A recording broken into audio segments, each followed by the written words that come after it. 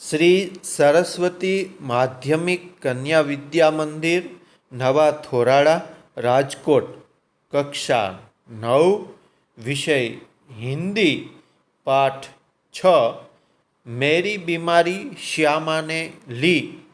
लेखक हरिवंश राय बच्चन। विद्यार्थी बहनों, आज धोरण 9 में हिंदी विषय में पाठ 6 के जेमनु नाम छे मेरी बीमारी श्यामा ने ली पाठ का अभ्यास करेंगे, जिसका लेखक है हरिवंश राय बच्चन। आप जानते ही होंगे, अमिताभ बच्चन फिल्मिस्ट सुपरस्टार के पिता हरिवंश राय बच्चन वो जाने माने लेखक और कवि भी थे। तो हम हरिवंश राय बच्चन का थोड़ा परिचय ले तो हिंदी साहित्य में हरिवंश राय बच्चन का नाम उनकी एकमात्र कृति से ही अमर हो गया है। हालांकि विपुल मात्रा में ही साहित्य सर्जन उन्होंने किया है। और यहाँ पर पाठ की बात करें तो श्यामा हरिवंश राय बच्चन की पहली पत्नी थी। बच्चन जी की बीमारी में उन्होंने तन मन से उनकी सेवा की। सेवा करते करते वे स्वयं बीमार हो गई और उसी बीमारी में उनकी मृत्यु हुई। प्रस्तुत स्मरण में बच्चन जी ने अपनी उन्हीं कठिन दिनों की यादें प्रस्तुत की है। प्रस्तुत आत्मकथांश में श्यामा की बीमारी का दर्दनाक और कारुण्य सभर निरूपण मिलता है, तो दूसरी ओर कवि की भावुकता और संवेदनशीलता का प्रकटीकरण मिलता है। क्या भूलूं क्या याद करूं, श्री हरिवंश राय बच्चन की आत्मकथा है। हिंदी के इस सुप्रसिद्ध कवि ने अपने संस्मरणों बड़े ही रोचक ढंग से आलेखित किए हैं।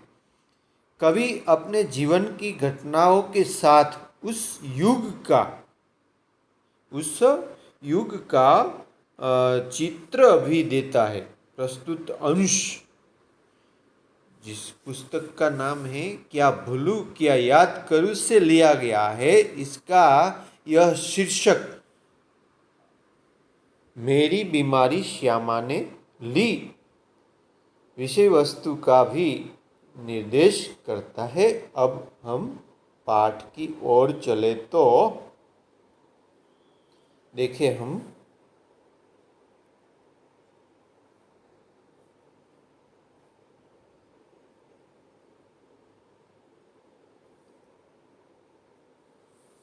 मैं अपनी बीमारी को दुलराने वालों में न था। सच कहूँ तो मैं अपनी बीमारियों के प्रति प्रायः निर्भय था। लेखक यहाँ पर हरिवंश राय बच्चन कहता है कि मैं अपनी बीमारी लोगों के आगे गाने वाला नहीं था और मैं बीमार होता तो भी मैं निर्भयता से मेरा काम करता था।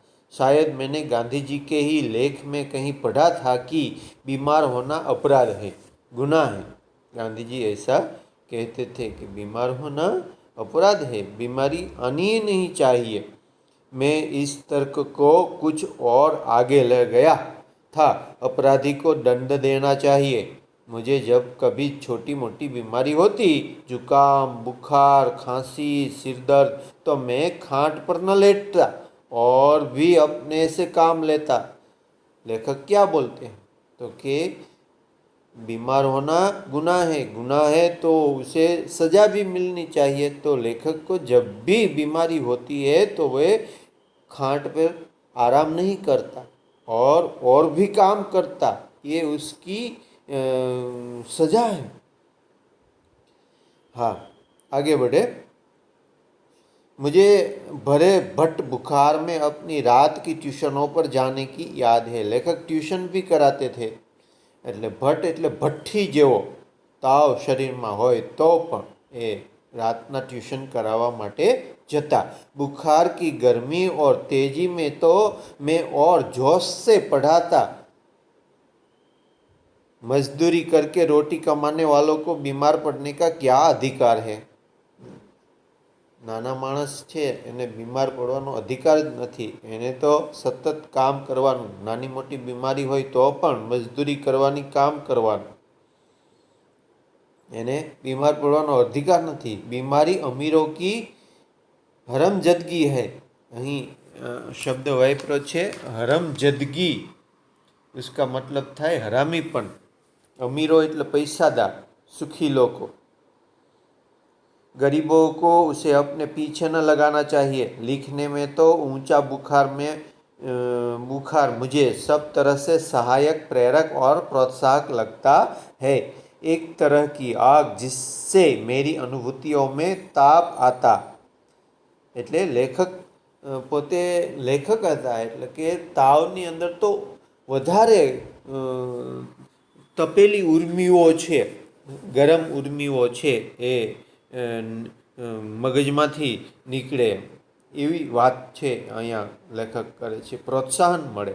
एक तरह की आग जिससे मेरी अनुभूतियों को ताप आता, जिसमें गल पिघल कर એટલે કે એમાં ઓગળીને मेरा हृदय ढलता।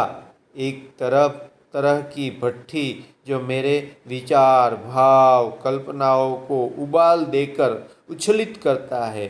उबालना એટલે ફરી પાછી પ્રज्वलित करवी। यह तो मैं नहीं कहूँगा कि बुखार में अदबदा कर लिखता था। अदबदा कर એટલે હઠ करके। हाँ, ये तो ये कि हूँ नहीं कहतो कि तावनी अंदर पण हूँ हठ करीने लखूँ छूँ। हाँ, पर अगर मैं लिखना चाहता तो बुखार मेरे लिए कोई बाधा એટલે કે अड़चन रूप बनतो नहीं। हल्के बुखार में तो मेरे सब काम हस्तब मालूम होते थे। उसका हस्तब मालूम એટલે नित्य के नियम के अनुसार उसका मतलब होता है। कोई मेरा बदन छूकर कभी कहता कि तुम्हें तो बुखार है, तो मैं मैं पट से जवाब तरत जवाब देता था कि हाँ बुखार और मैं भी हूँ। शायद किपलिंग ने अपनी आत्मकथा में लिखा, किपलिंग एक लेखक है, उसने अपनी आत्मकथा में लिखा है कि कभी कभी उसे बुखार में भी काम करना पड़ता था।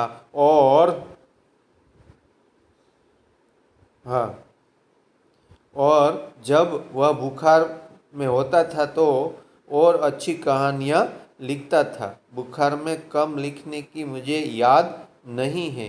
कैसा बन पड़ा इसका निर्णय मैं न देना चाहूँगा। प्रसंगवश मुझे याद आ गया कि अपनी 2 चट्टानें, उसका उस पुस्तक के नाम है 2 चट्टानें।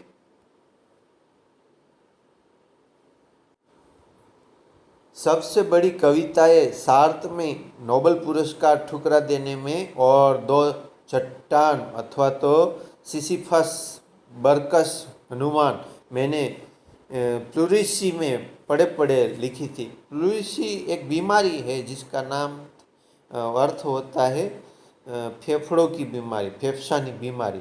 बहरहाल जब मैं अपनी जवानी पर था, बीमारी मुझे पराजित न करती थी। मैं ही अपनी जिद से बीमारी को पराजित कर देता था। लेखक यहाँ पर क्या कहता है कि जब मैं युवान था तो बीमारी मने पराजित नहीं करती, परंतु हूँ बीमारी ने पराजित करी देतो तो। बहरहाल जब मैं अपनी जवानी पर था, बीमारी मुझे पराजित न करती थी। मैं ही अपनी जिद से बीमारी को पराजित कर देता था। बुखार सुखार आखिर कितने दिन चलता। विश्राम तिवारी ने कहा करते थे कि मार के पीछे भूत भागे। आ एक कहावत है कि मार थी कोई पण भूत पण छे भागे छे, तो ये तो क्या चीज छे। यह बुखार मामूली न था। इसका संबंध उस तूफान से था जो पिछले 9 महीने से मुझे झकझोर कर रहा था, हैरान कर रही હતો, और जो शांत होने से पूर्व सबसे अधिक विध्वंसक झटका मुझको दे गया। विध्वंसक એટલે કે ખૂબ વિનાશક। स्कूल बंद था, ट्यूशन पर मैं जाता था। उसकी आमदनी એટલે કે आजीविका, आवक, आमदनी की मुझे ज़रूरत थी। किताबें की बिक्री भी अभी नियमित नहीं थी, એટલે કે જે પુસ્તક લેખક લખતા હતા એનું વેચાણ પણ, बिक्री એટલે વેચાણ પણ હજી નિયમિત થતું નહોતું। कर्ज सिर पर चढ़े थे। कर्ज એટલે કે कर्ज, व्याजे लीधेलू पैसा। बुखार 10 दिन चला, 20 दिन चला, महीने भर चला, 2 महीने चला, जुलाई आ गया। जब बुखार के साथ ट्यूशन पर ही जाना न होता, दिन भर स्कूल में पढ़ाना भी पड़ता। बुखार का नमूना वही, सुबह बिल्कुल नहीं, शाम को 101 डिग्री, 102 डिग्री से बीच कमजोरी दिन दिन बढ़ती हुई। कभी कभी धीमी धीमी खांसी। दवा शौक या तबाबाटू एक होम्योपैथ कर रहा था। एक होम्योपैथिक दवा छे ए डॉक्टर छे करी रहा था। कभी कभी सोचता था क्या मुझे तपेदिक हो गया तो एलोपैथिक का इलाज तो अपने योग्य बूते के बाहर में क्या। उस समय मेरी जिह्वा पर सरस्वती बैठी थी। जिह्वा पर सरस्वती बैठना कही हुई बात का सच होना, उसका मतलब ये होता है दवा बाटू એટલે દવા બાંટને વાલા। દવા બાટू, हाँ, દવા બાંટને વાલા। અને આગળ જઈએ આપણે।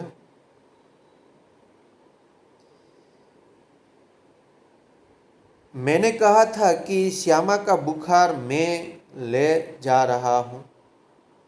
बैठी हो तो कितना अच्छा है। क्या मैं बीमार हूँ इसीलिए श्यामा स्वस्थ है, जिसके पिछले 6 वर्षों से इन महीनों में ज्वर मुक्ति नहीं जानी है। पर श्यामा को मेरी बीमारी भीतर ही भीतर खाए जा रही थी। उसने अपने इच्छा बल से जैसे ही अपने को स्वस्थ कर लिया था कि वह भी कहीं मेरी चिंता न बन जाए।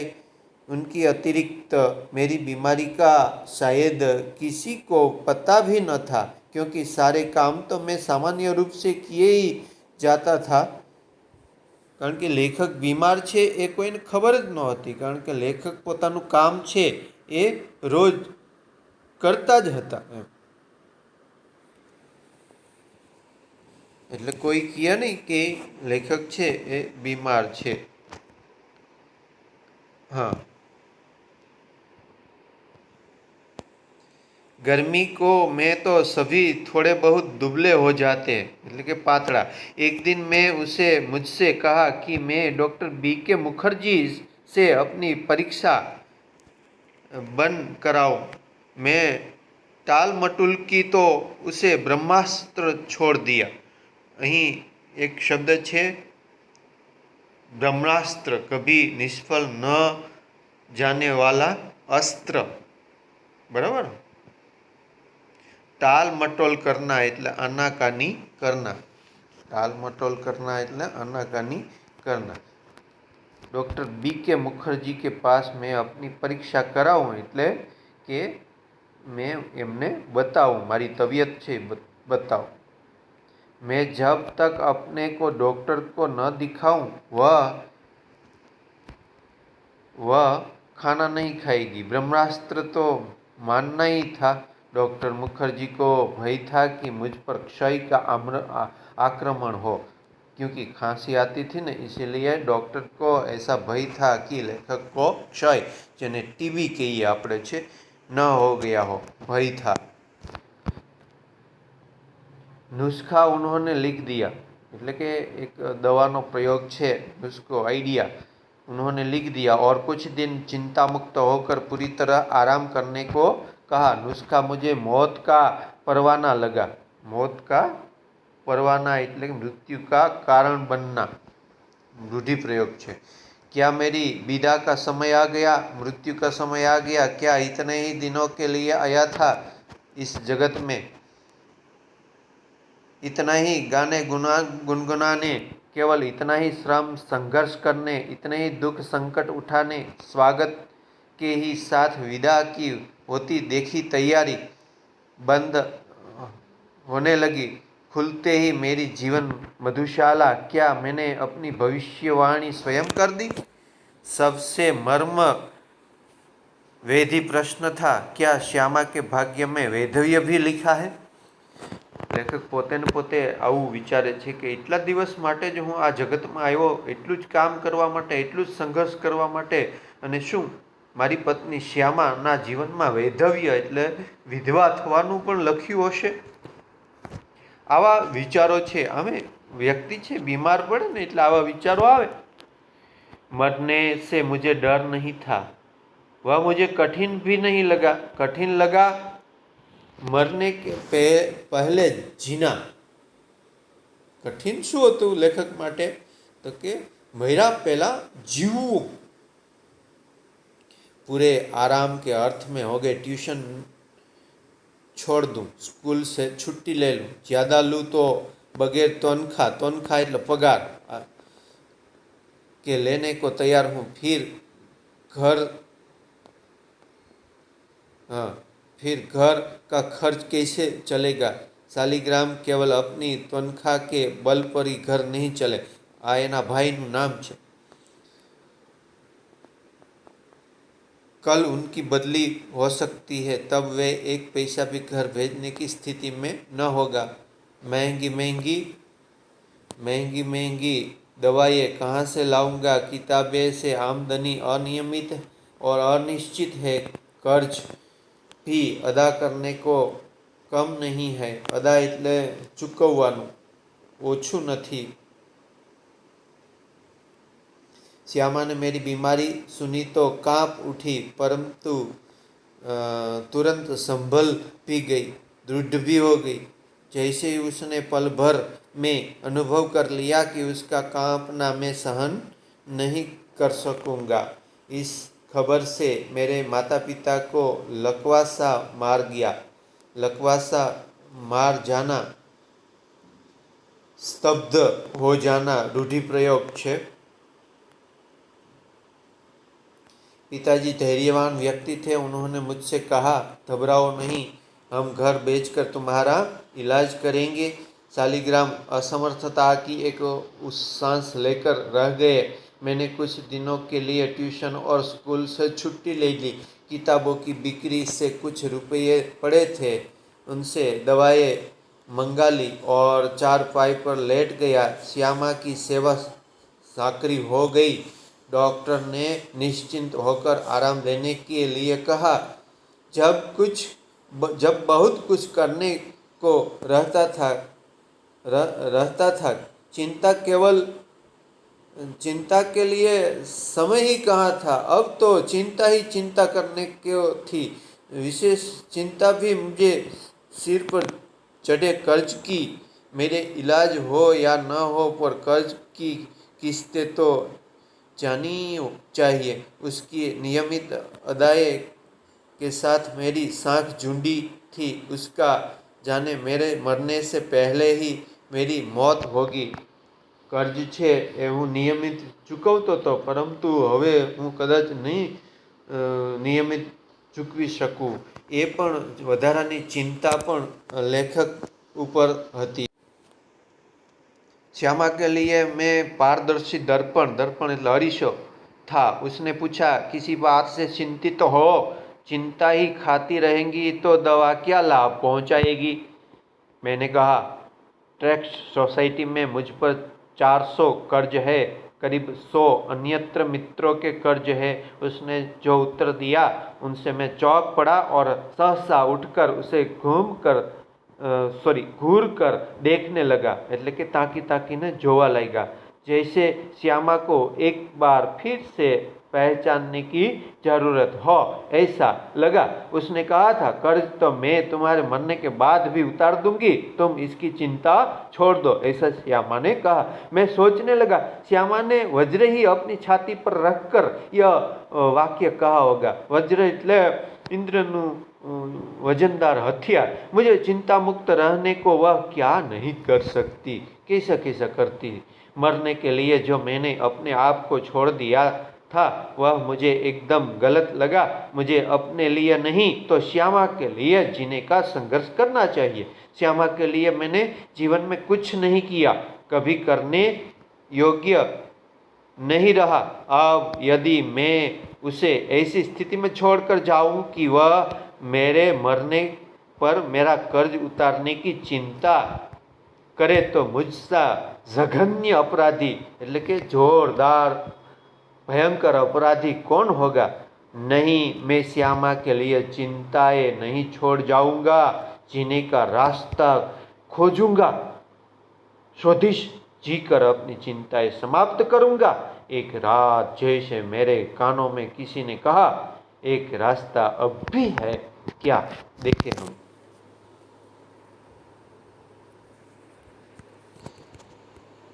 एक रास्ता अब भी है।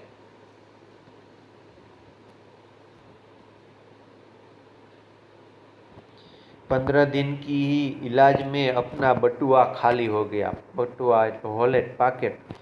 मैं कदापि नहीं चाहता था कि पिताजी घर को हाथ लगाए। मैं अपनी वृद्धावस्था में शांति से बैठने को चाहे, उनको भूखे नंगे ही बैठना पड़े, उन्हें एक शरण स्थल बनाया था। मैं उससे उन्हें वंचित करने का कारण नहीं बनना चाहता था, पर यह भी नियति का एक व्यंग्य कटाक्ष है कि मेरे पिता माता दोनों में से किसी को अपनी छत के नीचे अपनी अंतिम श्वासें छोड़ने का योग नहीं बना था। ना जाने राम कहाँ लांगे माटी, ना जाने राम कहाँ लांगे माटी, पर उस समय मैं कैसे जानता। और एक दिन मुझे यह रास्ता दिखाई दिया जिस पर अपने बल पर चलकर मैं अपनी चिंताएं समाप्त कर सकता था। किसी के लिए, विशेषकर श्यामा के लिए, मैं कोई चिंता नहीं छोड़ूंगा। इस संकल्प ने मुझे दृष्टि भी दी, बल भी दिया। मैंने डॉक्टर बी के मुखर्जी के पास जाकर कहा, डॉक्टर साहब, आपका इलाज बहुत महंगा है, मेरे पास आपके इलाज के लिए पैसा नहीं है। इसके पूर्व मैं कुछ और कहूँ या पूछूं, उन्होंने अपने बदनाम मुँहफट स्वभाव से कहा। मुँहफट स्वभाव એટલે કે આકરો स्वभाव। कहा, पैसे नहीं है तो जाओ मरो, ऐसा बोल दिया मुखर्जी साहब ने। मुझे जीवन में चुनौती से ही बल मिलता है।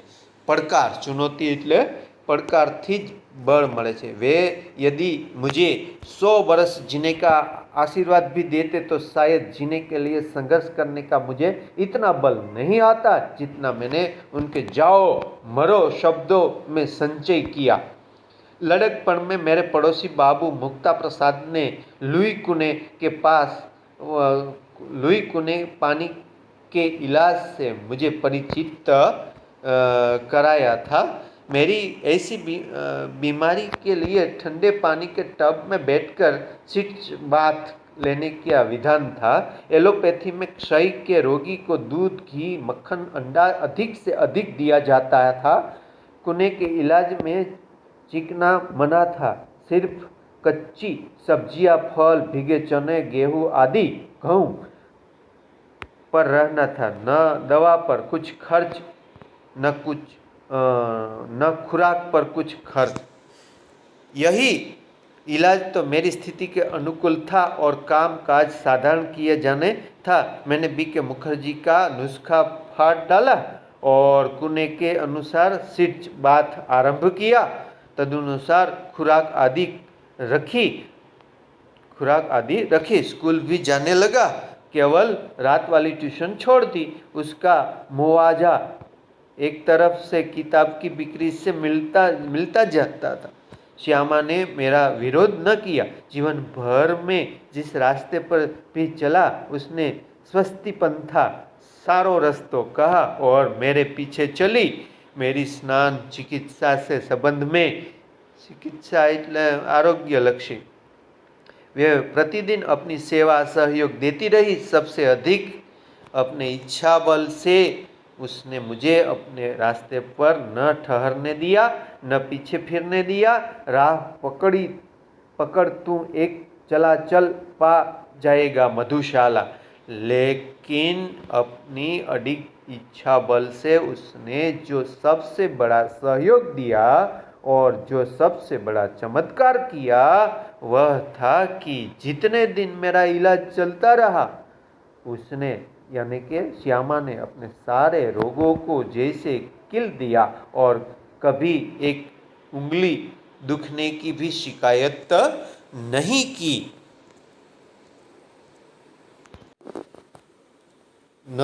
शायद उसके प्रति इस निश्चिंतता ने मुझे अपने रोग से लड़ने का जितना बल दिया उतना किसी चीज ने नहीं। इस आत्म नियंत्रण, आत्मनिग्रह, इच्छाबल, हठयोग की समझ में नहीं आता उसे क्या नाम दूँ। मेरी समझ में नहीं आता कि मैं उसे क्या नाम दूँ।